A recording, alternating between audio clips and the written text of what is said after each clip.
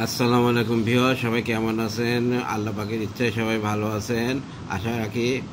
আর আমার YouTube channel Ripon কুরাজ, এটাকে subscribe করুন দয়া করে। আর আমি লাইক কমেন্ট শেয়ার দেন আমার ভিডিওতে বেশি থেকে বেশি।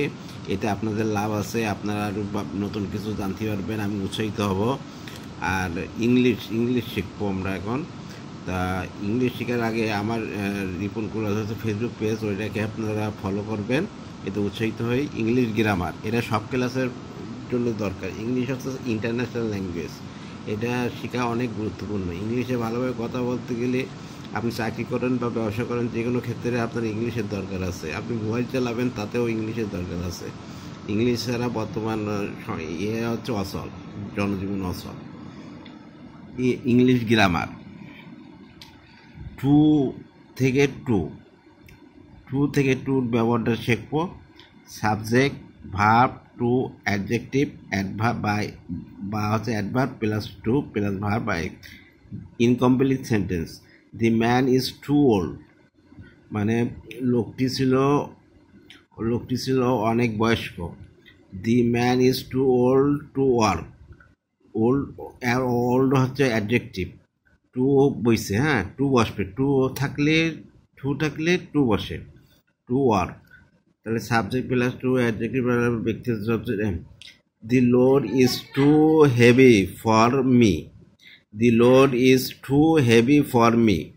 দি load is too heavy for me to carry. For বইছে, কিন্তু এদের কিন্তু সেন্টেন্স ইনকমপ্লিট অবস্থায় আছে। The load is too heavy for me to carry.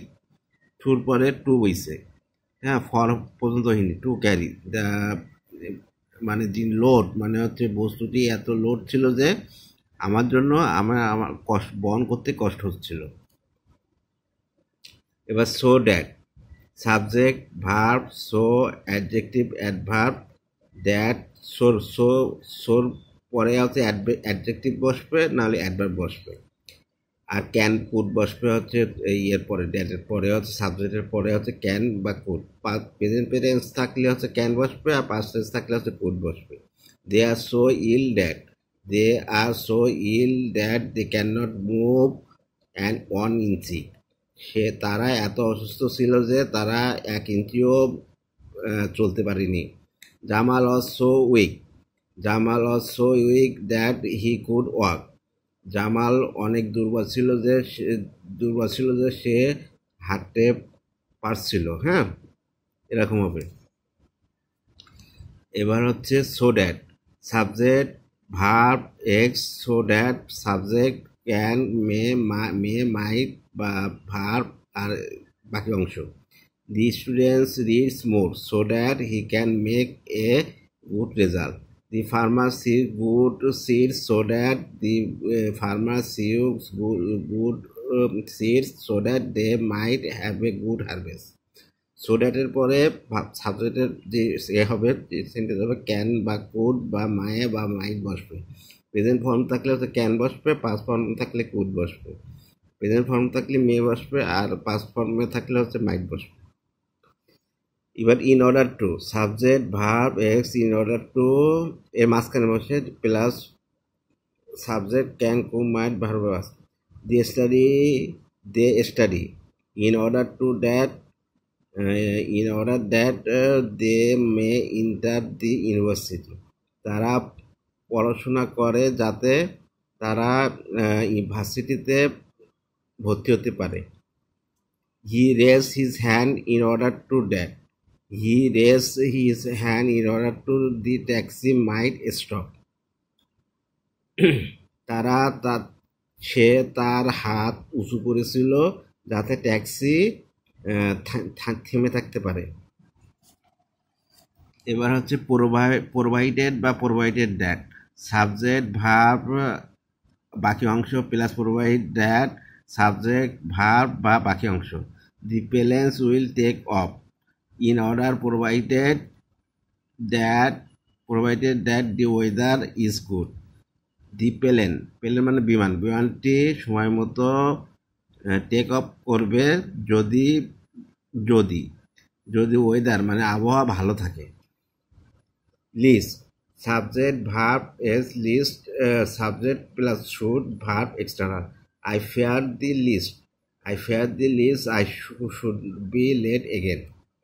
এবার unless subject verb unless subject verb you will not help you unless you help us. Unless একটি negative ওয়ার্ডের সাথে যুক্ত করা আছে, কখনো নেগেটিভ ওয়ার্ড বসে না। টিল বা আনটিল মানে পর্যন্ত, subject verb ex till until subject plus verb extra. Wait for me till until I come back, আমার জন্য ওয়েট করো, আমার জন্য ওয়েট করো যতক্ষণ পর্যন্ত আমি ফিরে না আসি। আনটিল লেভেল নেগেটিভের সাথে যুক্ত করা কখনো নেগেটিভ ওয়ার্ড বসে না। এবার হচ্ছে অ্যাসিভ বা অ্যাস্থো মানে যেহেতু।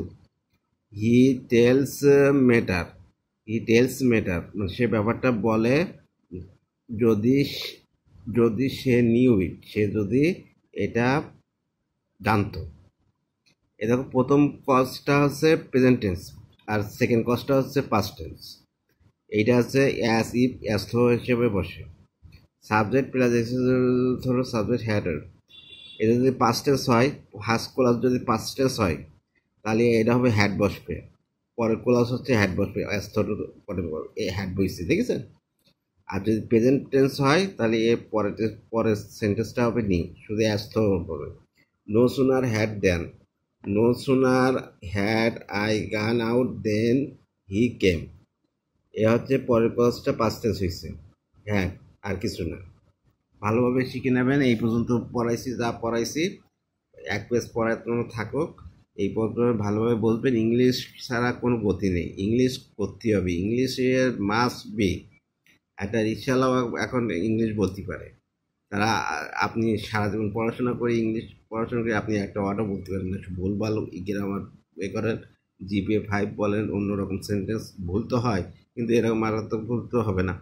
তাহলে আপনারা ইংলিশ ভালোভাবে শিখবেন, এটা সারা জীবন কাজে লাগবে। আপনি পড়াশোনা করুন বা না করুন, আপনি বিদেশে গেলেও আপনার কাজে লাগবে। আপনি সামান্য এই বাইরের দেশে ইন্ডিয়া যান, ইন্ডিয়া গেলেও ইংলিশে কাজে লাগবে।